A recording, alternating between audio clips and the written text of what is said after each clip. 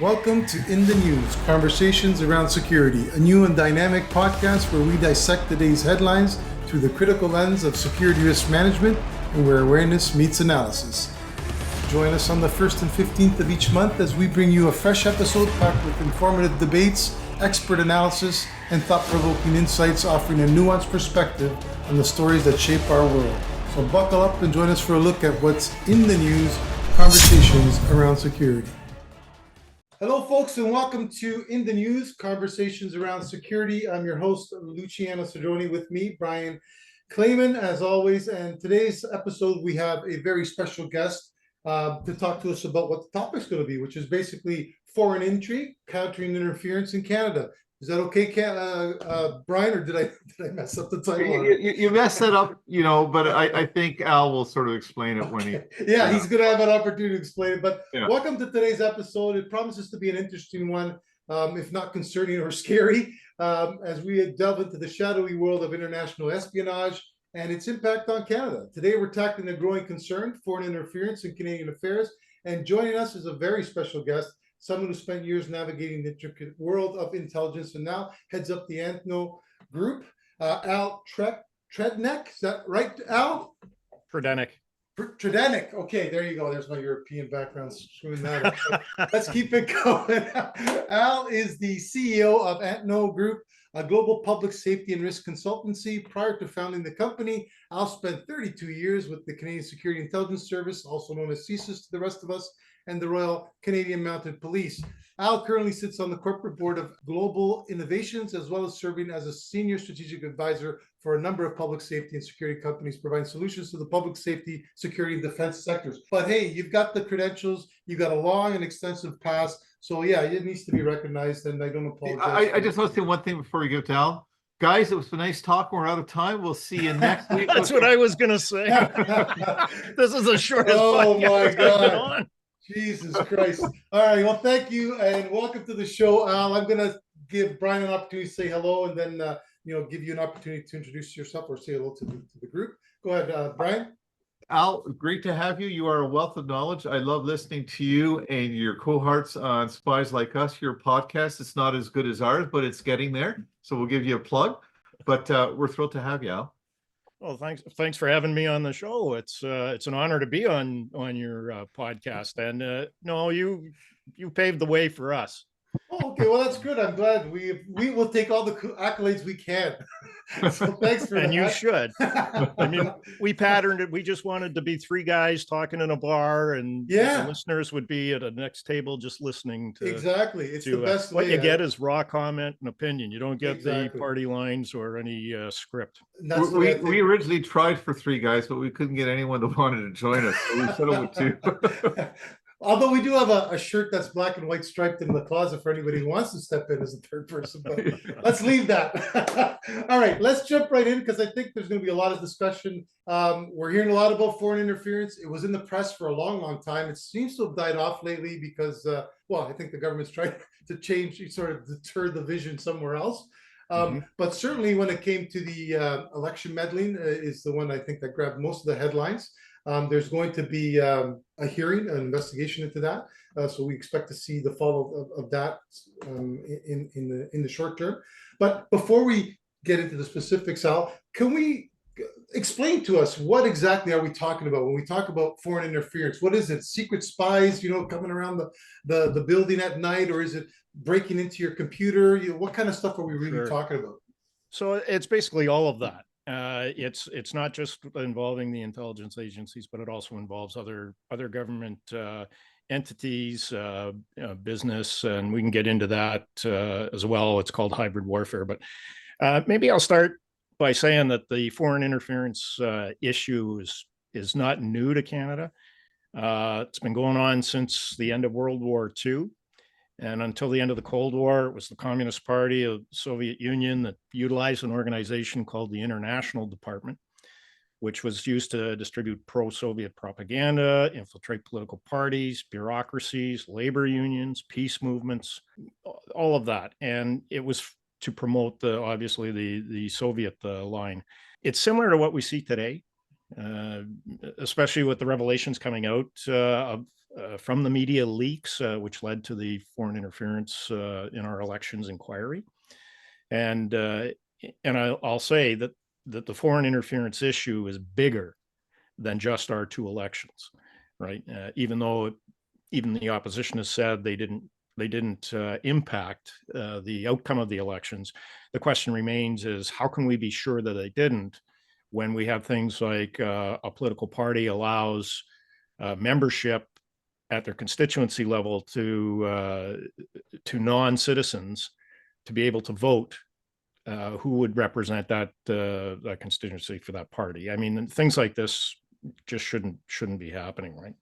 Exactly. So in China's case, it uses, and that's the big one right now that everybody talks about. So in China's case, it uses the United Front Work Department in a fashion similar to what the old Soviet International Department did.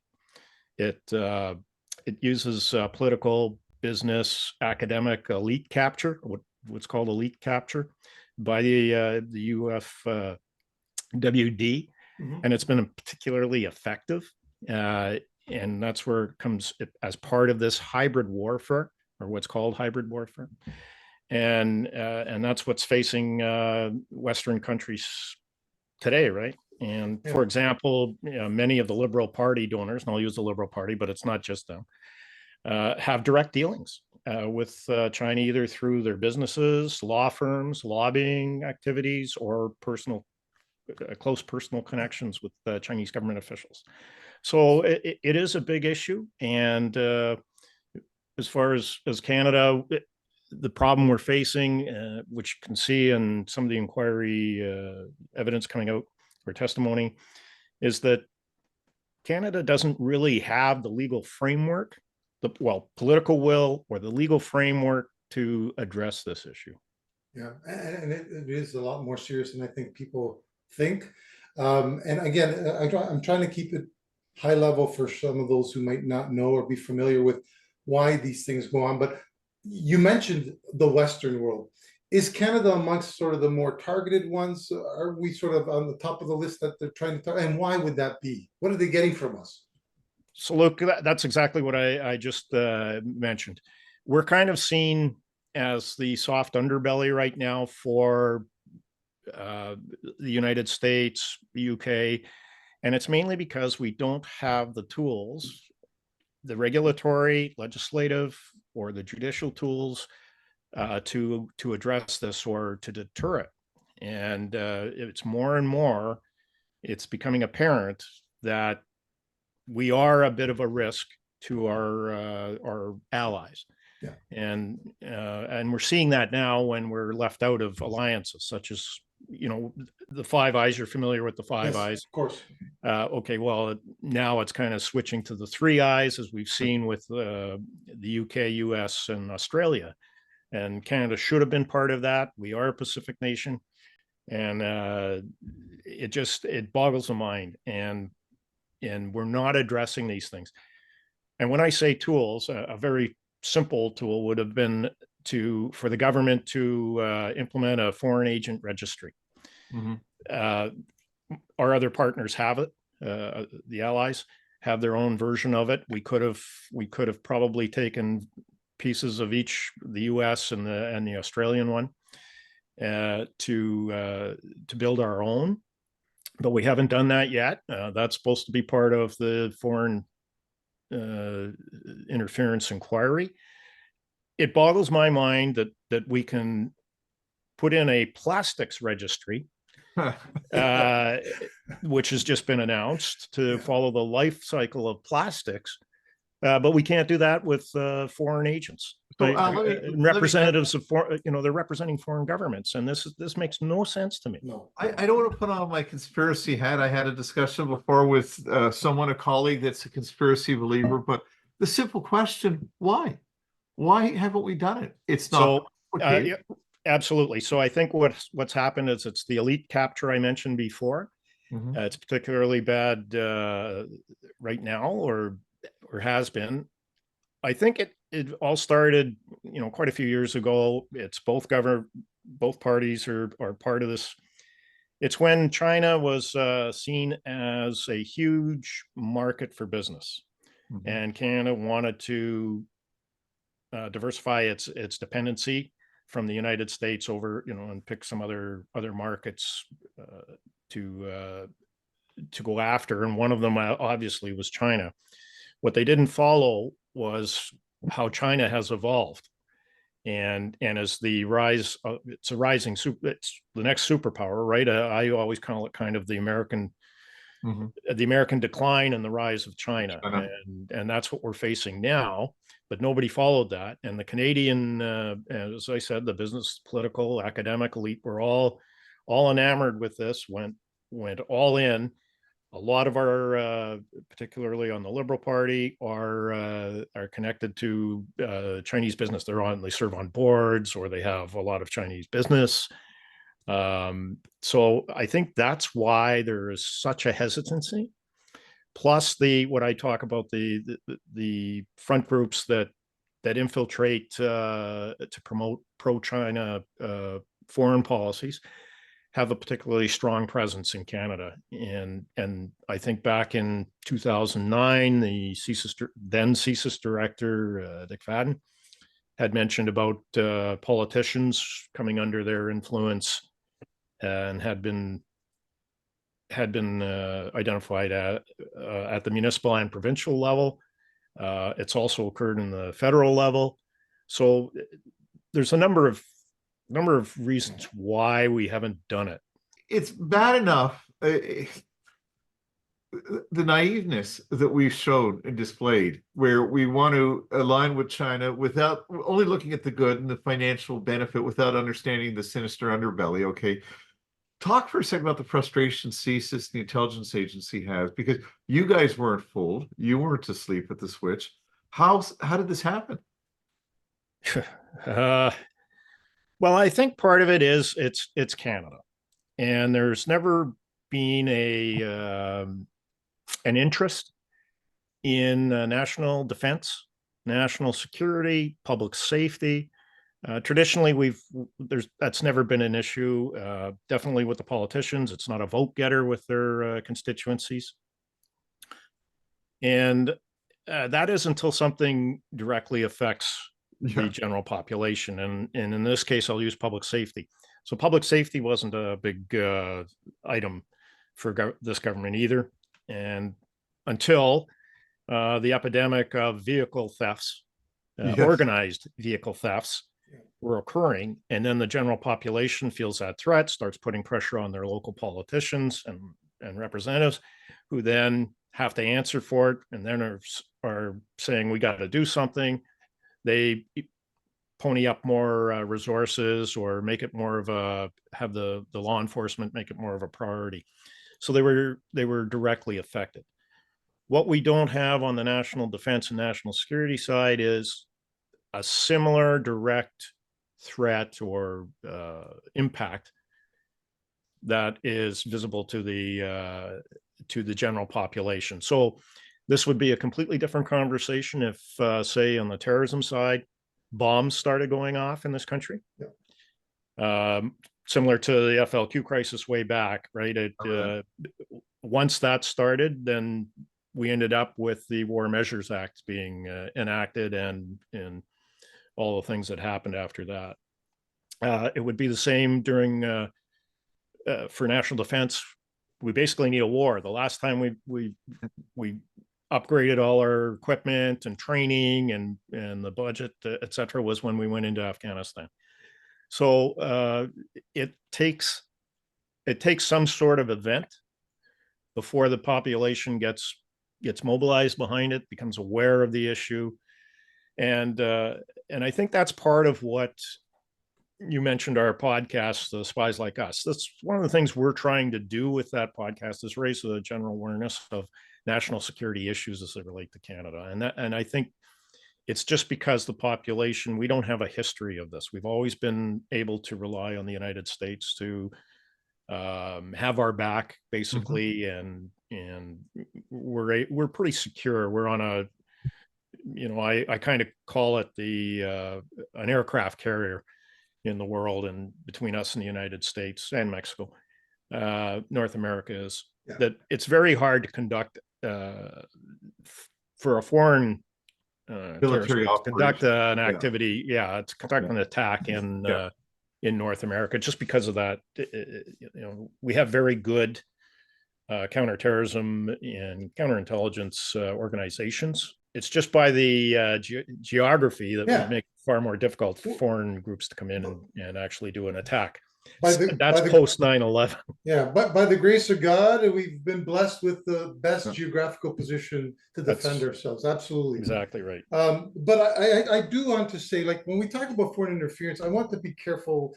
Like the election interference is one thing, but how do you see? I mean, my concern right now, we talked, Brian and I briefly on the last podcast about, we have 1.5 million people who came into this country. Is that not going to be leveraged by foreign nationals? Hey folks, if you're concerned about the security of your business, look no further than Brian Clayman and Associates. With its stable of experienced advisors and certified professionals, Brian Clayman and Associates provides tailored security solutions to help protect what matters most to you. Don't wait until disaster strikes. Give Brian Clayman and Associates a call today and take the first step towards a more secure future. When it comes to security, trust the experts. And now back to the podcast. The intelligence service, we get back to foreign interference on this, and it's a separate issue from the counterterrorism side. But on the foreign interference side, the immigration streams have been used in the past by the intelligence services of other countries to infiltrate Canada, the United States, England, and as people leave their countries seeking a better life, the intelligence services will either insert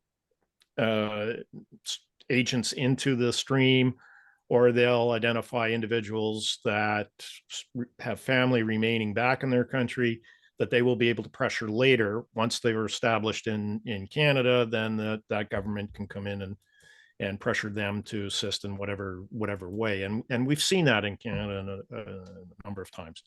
The counterterrorism side, it's a little different than that. It's not so much the deliberate infiltration of operatives through the immigration stream. It's more a radicalization of certain individuals within that stream, whether they're here or whether they've started their radicalization overseas and then have come to say Canada. So it's a different dynamic between this foreign interference or / espionage and the terrorism side. Al, what kind of foreign interference is happening in Canada? We hear about the elections. Is that it, or are there other types of activities happening? No, it's a lot larger than just elections. It's the intimidation of the diasporas,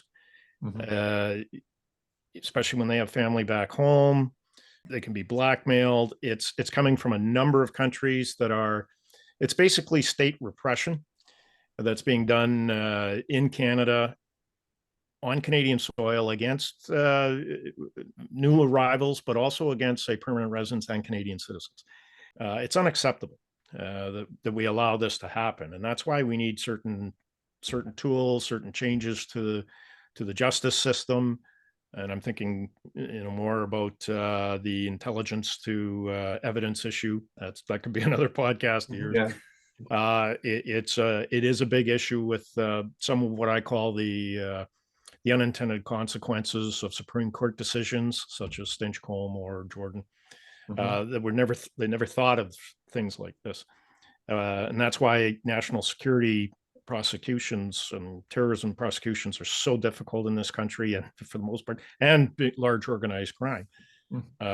They can fall apart because the disclosure rules to protect sources and methods are onerous, and can be an impediment to the actual prosecution.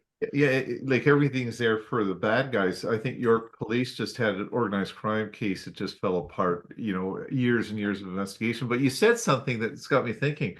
Does that mean those Chinese police stations are not just giving out driver's licenses? Yeah.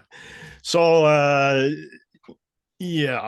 would say that one, if there's a lot of other activities going on that would be on the intelligence collection side by these stations that would lead to or could lead to the intimidation and co-opting of individuals in Canada within the communities.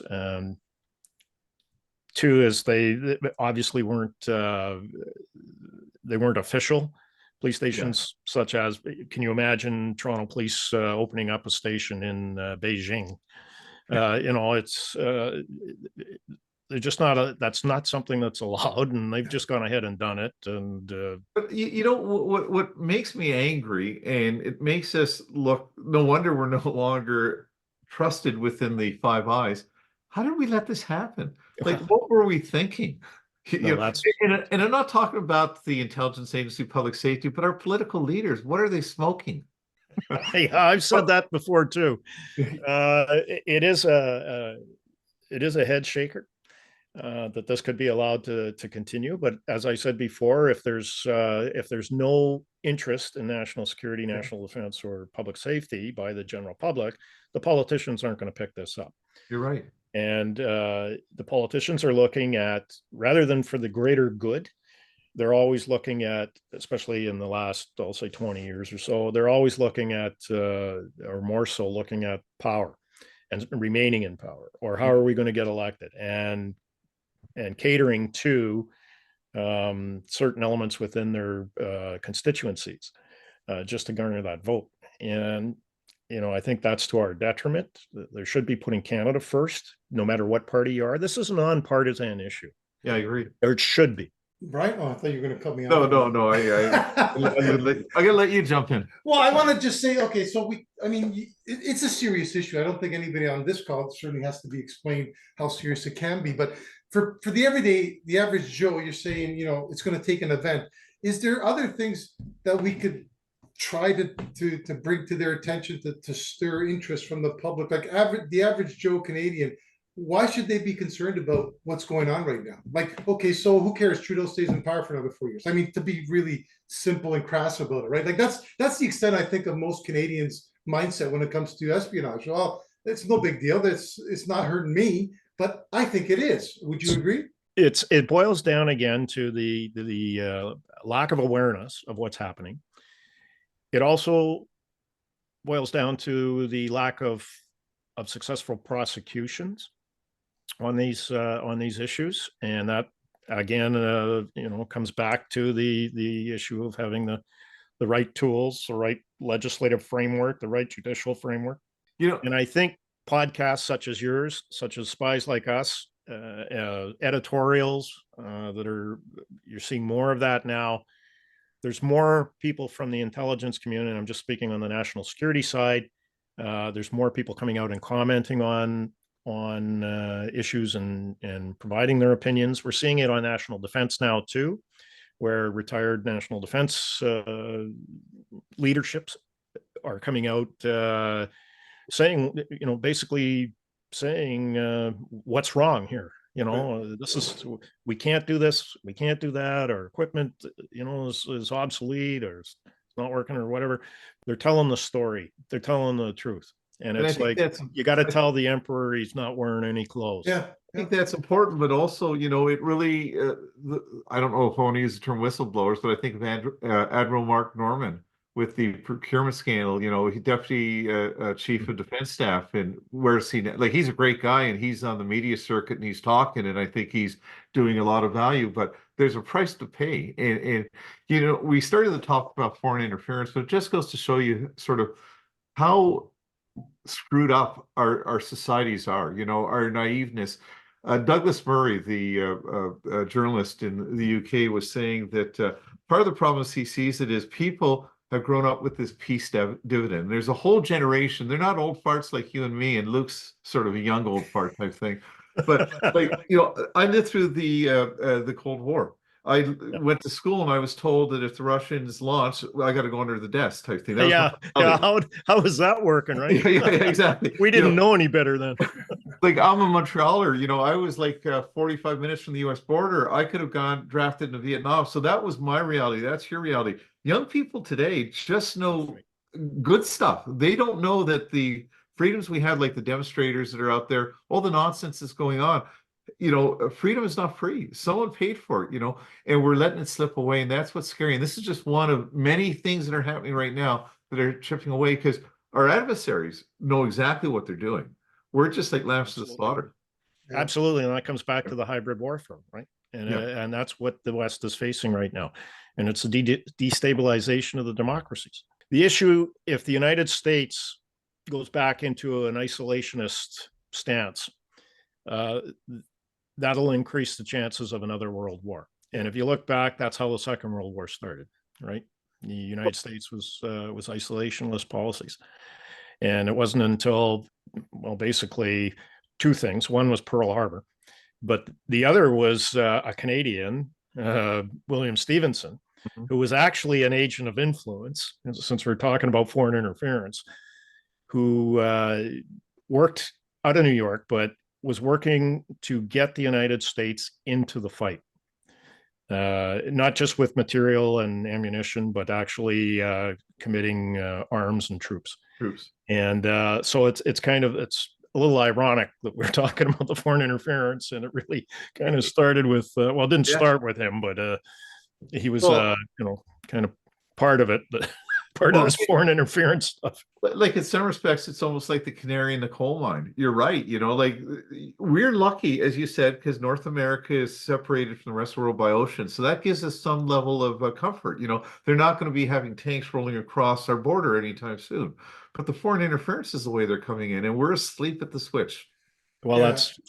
That's right. And just to give you, especially for in your industry, so the foreign interference, the individuals that are working on behalf of these foreign governments, whether they be intelligence officers or part of these other organizations that, like the United Front, they will use individuals within, say, private security firms in Canada to actually conduct investigations against individuals, interview individuals, kind of on the intimidation side aspect of it, but collect intelligence on individuals, especially if they're anti-regime activists, etc. So it's very important that the private security firms in Canada, you need to know your customer. You have to do due diligence now on this. My company actually ran across this in Toronto, where a client of ours was, there was surveillance being done on this client and the client's family. We detected who the surveillance was. We took it back to an organized crime group. And the organized crime group was in touch with a foreign embassy. This is the stuff. And now that was just, it was an organized crime group. It wasn't a private investigator, but it could have been a private investigator. And we do know of cases where that has actually occurred. In fact, there's charges now against a former RCMP officer who was doing out west. That's right. He said he was doing due diligence and providing information to a Chinese think tank, etc. And I mean, the charges, that remains to be seen how that prosecution will roll out. But that's the type of thing that's happening. We've talked about some of the considerations or the impact that it's had on our intelligence services. We're no longer sort of in that inner circle with the Five Eyes. I think that's concerning, given the state of the world right now. We're marching towards more towards the war side of the path than the peace side of the path, and to go into that situation without having trust between our traditional allies, or at least influence somehow. What's it like if you were in charge right now? What would you be focusing on if you were able to say, this is what Canada needs to get in order quickly to get back on the right side of the right side of the page with our allies, and establish that or regain that trust? Well, let's first of all, I'll say it isn't a disaster. It's not a dumpster fire. I'm sure the intelligence community is still fairly plugged in with one another. It's more on the political side and the foreign policy goals and support, etc. What could Canada do? It's probably amending the criminal code. It's strengthening the tools, the legislative regulatory tools, such as setting up a foreign agent registry with strong compliance provisions for individuals who don't register. It's on the legal side. It's finding a reasonable way to have the ability to bring intelligence into evidence for prosecution's purposes and still maintain the protection for sources and methods. Mm-hmm. Now, we do have a regime for that, but it's very cumbersome. It doesn't guarantee in the end that that will happen, and that's that they will be protected. And that's part of the reason why you'll see Crowns withdrawing or staying charges, because of they can't guarantee that the federal court will protect the source and methods, because there's certain things they can do. They can actually say, no, all that information's got to be provided to the defense under Stinchcombe. 2, only you can write summaries with protection. Or 3, no, everything that's all protected. Mm-hmm. So they can do one of 3 things, but that's at a separate level. That's not that court that's dealing with the actual charges. So once the Crown objects to, under the Canada Evidence Act, for certain information to be disclosed to the defense, then that issue has to be dealt with in the federal court. So it just adds more time. Yeah. It's just a cumbersome system. And I think one of the things they could do, and I'm not a lawyer, but I don't see why they couldn't figure out a way of having the trial judge decide on these issues. Can I just ask a quick question? You talk about Stinchcombe. Got me wondering, the Supreme Court and the judiciary are making these decisions, okay? They're making it without understanding what the broader geopolitical ramifications are, I suspect. Is there an opportunity, or maybe it happens, does CSIS and our intelligence community have the opportunity to educate our political leaders, our judicial leaders, so that they understand?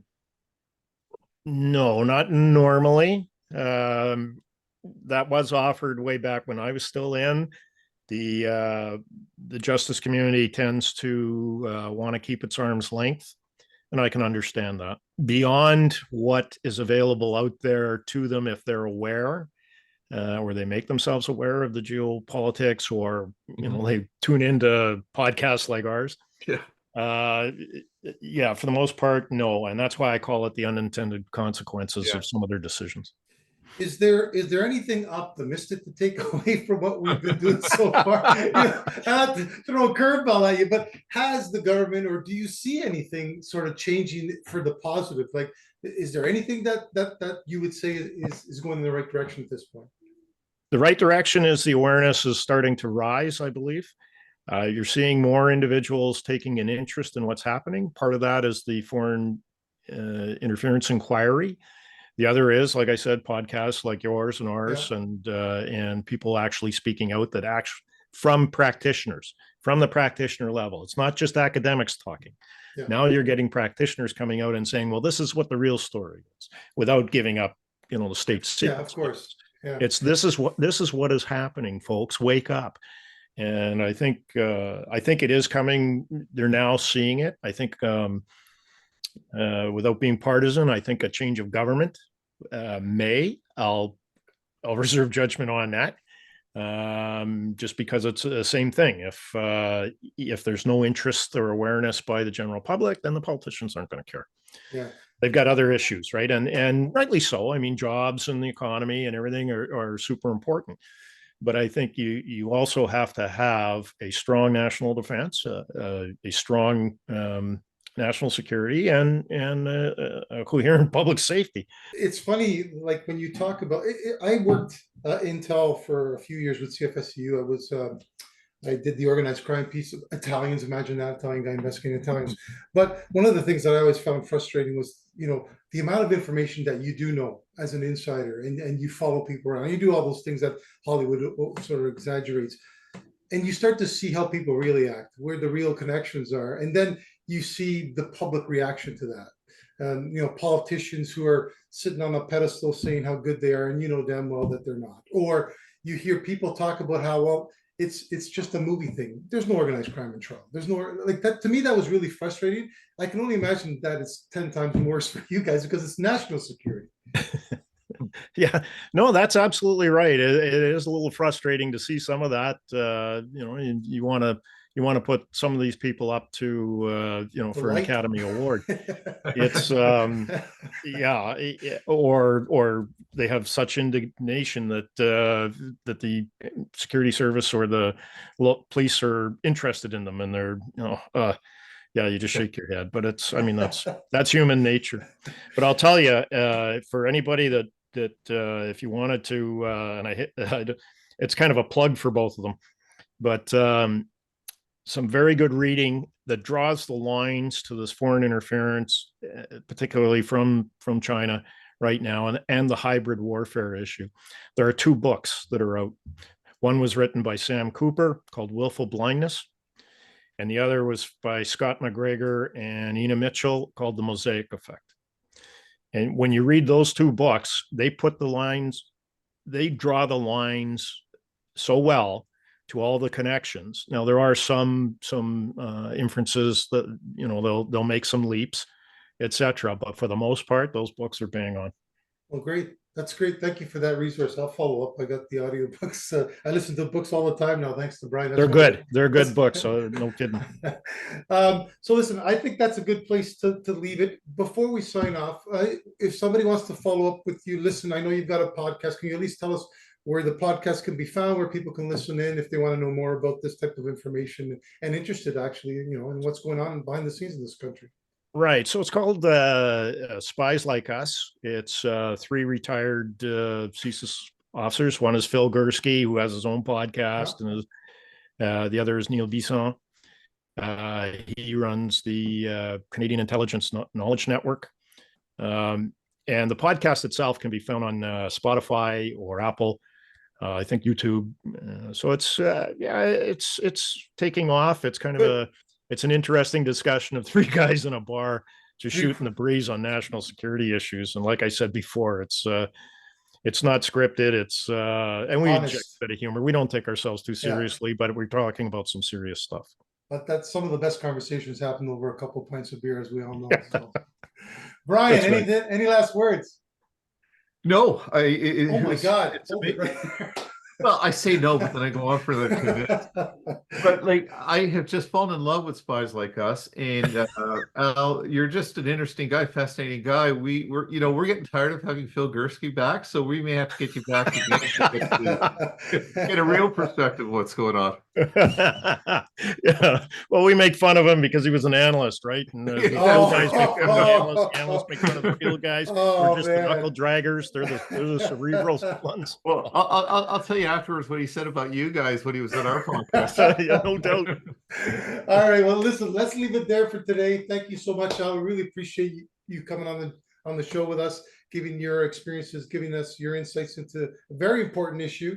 And until then, or until next time, for everyone else to stay informed or get informed, more importantly, there's lots of resources out there. If you really have some interest in wanting to find out, there's no excuse. There's lots of resources available. Get informed, stay vigilant, stay safe. That's it for me. I'm signing off. Thanks for having me. Thanks, Al. Thanks a lot.